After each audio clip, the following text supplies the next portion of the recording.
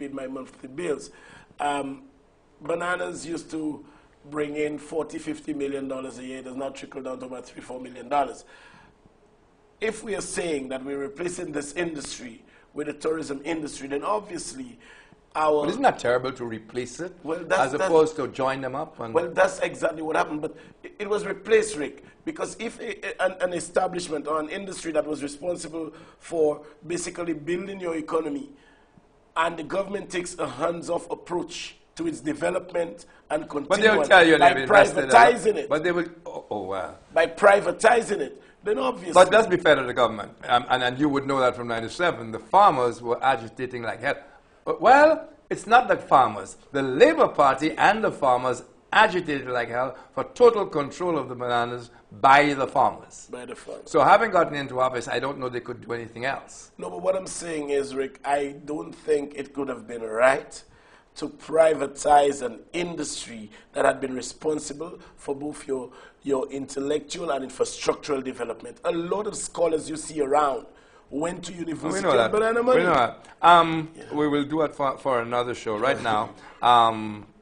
So when are you taking the oath? When are you likely to be taking your seat? Well, my instructions are it would be on the next sitting of the House. That I don't know when it is. That is left in the hands of...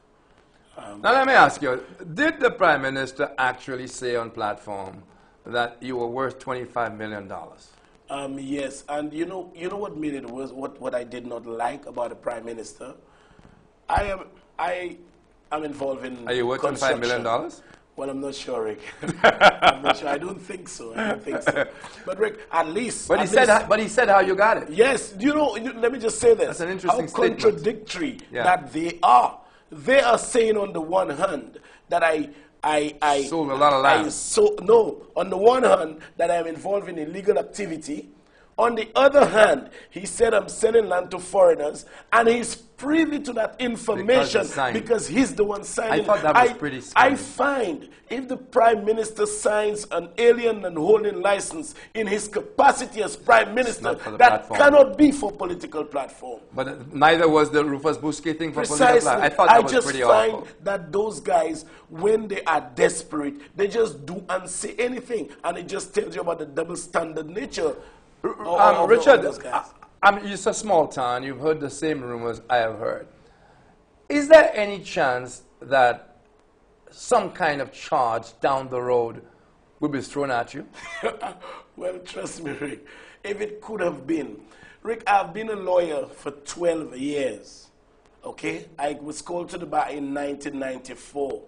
When I left St. Lucia, and I went to England. No, in fact, I left St. Lucia. I went to Barbados where I did my degree, and then I went to England where I did my bar. When I got back here, my girlfriend took a loan for me as a deposit in CIBC then. I used that money and deposited it in another bank to buy my first vehicle.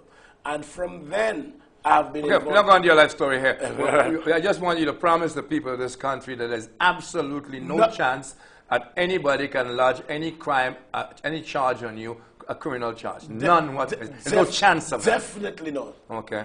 We'll be right back, Talk City. You heard it here. We'll be right back.